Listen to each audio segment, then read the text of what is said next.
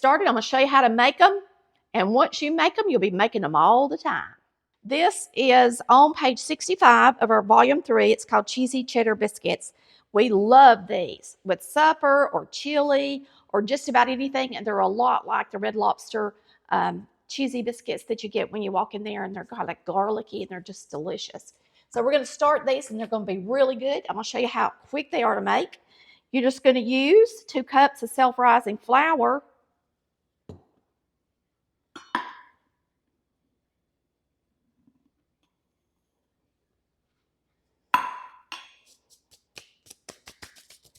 And you're going to use some room temperature butter, or you can use frozen butter and grated if you're more comfortable with that. But if you've got a blending fork, it's super simple to blend this into your flour like you would a biscuit. See how easy it just goes right through that room temperature butter. And you're just going to cut this into the flour until it's about pea size like you would for a biscuit. Now anybody can make these. They're easy to make, and you just drop them out on a sheet pan. So you don't have to cut them out or roll them with your hands or do anything like that. And just like I said, you don't have a blending fork and you're a little nervous about cutting in that butter, then you can, if you want to, you can melt it. You can grate it, however you want to do it. All right? Now, we're going to go ahead and put the spices in here because I think it'd be easier at this point. You're going to use a tablespoon of a salad blend. This is a, you can use Lighthouse freeze-dried, but I'm out, and so I'm just using an original Mrs. Dash. The main thing is that it shouldn't have salt in it. This part should not, okay? Because your flour has salt. And make sure you use an onion powder, and it's a teaspoon and not an onion-flavored salt. And the same way with your garlic powder. You don't want to use a garlic salt. You want to use a garlic powder, okay? This is a roasted garlic powder. It's made by Badia, B-A-D-I-A, and we love it, okay?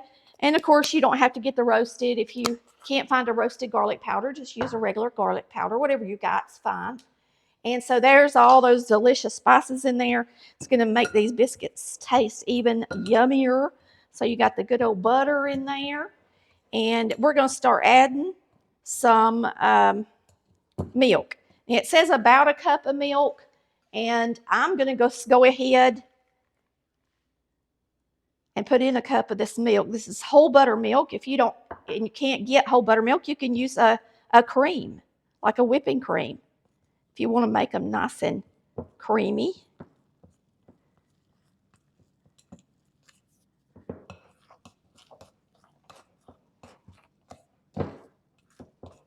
I think I'm going to add just a little bit more. That's what I was wondering, if it would be enough.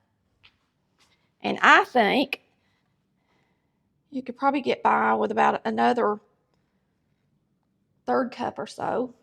Easy. Because you want to be able to drop these out, okay? So if you've got a recipe book, you can mark that up because you want this dough to be kind of sticky.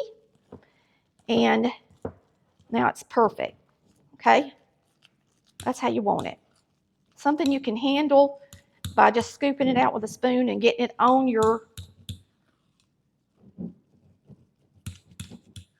baking pan, okay? Now we're going to add our cheese. You're going to use about 1.5 cups of cheese. Yum, right? So today I'm going the lazy way out and using some that's already shredded. 1.5 cups. We're going to mix that up and drop them out on a nice pan and get them in the oven. So have your oven preheated to 450 degrees. And now we're going to mix this cheese in there.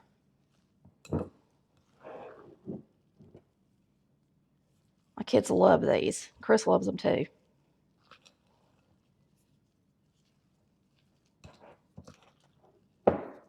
And if you don't have whole buttermilk where you live and you don't want to use a heavy cream, you can also use sour cream.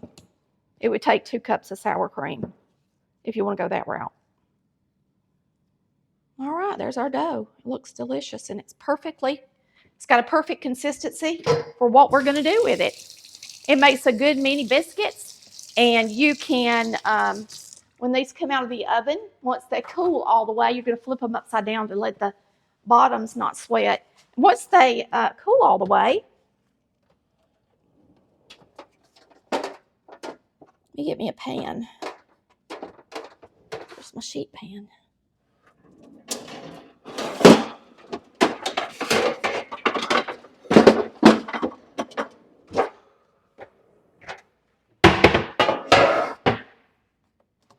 I'm going to get some parchment to go in my sheet pan.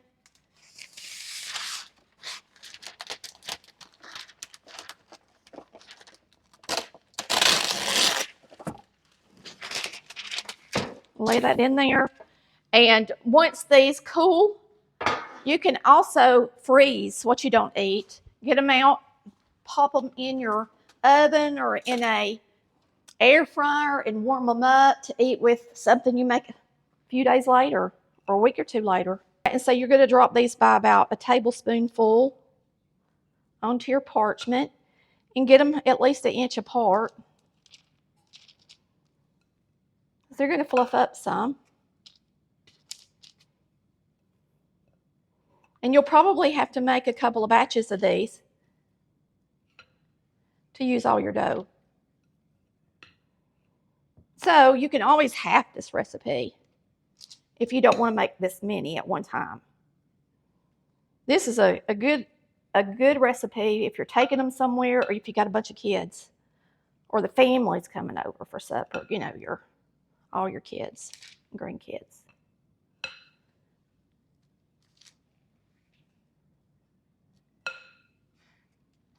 They're going to be delicious. They are so cheesy and they got just the right amount of spice. And remember that cheese also adds salt to these as well. So I want y'all to understand that you don't need to use a powder or spice that has salt in it, okay? Because you got salt in your flour and salt in your cheese. There you have it. Cheesy cheddar biscuits going in the oven. Yummy. We're going to get these in the oven and bake them until they're nice and golden brown. It should take them about 20 minutes at 450 degrees. They're going to be delicious, y'all. Okie doke. I'm going to get these out of the oven. You want to make sure and let that cheese get toasty around the edges because it makes it taste so good. Try to bake them in the center of the oven so that they get golden on the bottom and not too brown. These are perfect. You're going to flip them upside down as they come out of the oven to keep them from sweating on the bottom. Ooh, they're hot. Hot. And I'm going to give one a taste, okay? But they're super, super hot. People love these. They're great to take to church or to a group party. They're wonderful with chili and soups, spaghetti, whatever. They're just really good. And you know, the most famous ones are the Red Lobster biscuits. And rumor has it, they're going out of business. Now, whether or not they are for sure, I don't know. But I can guarantee you one thing, if you love their biscuits, you're going to love these. Because to me, they're better. Because they got more cheese in them.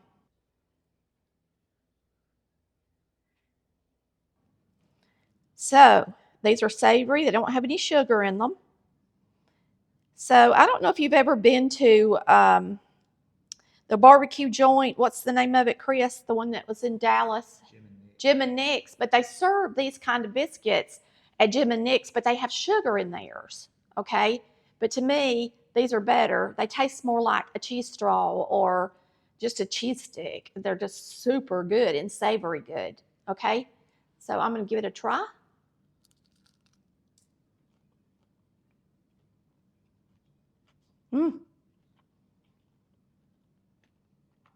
They taste like a sausage ball, kind of, without the sausage in them too. You're going to love them. We're going to let Chris taste them for you. Okay, I'm going to try these to make sure they're okay. Because sometimes, you know, things. Sometimes things have to be, we gotta try them out, make sure they're all right.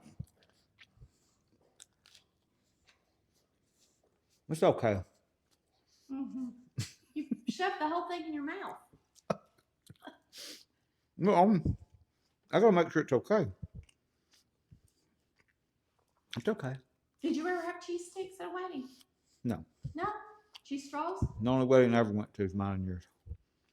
Really? You went to your sister's. I've been to more than one wedding. We should have had these biscuits at all of them. Man, these are good. I'm going to have a few right now. I know y'all are going to love them. Your kids are going to go crazy over them. Let's make them soon. And we just thank you so much for watching Collard Valley Cooks, where we cook like our mama did. Y'all come back and see us. We love you.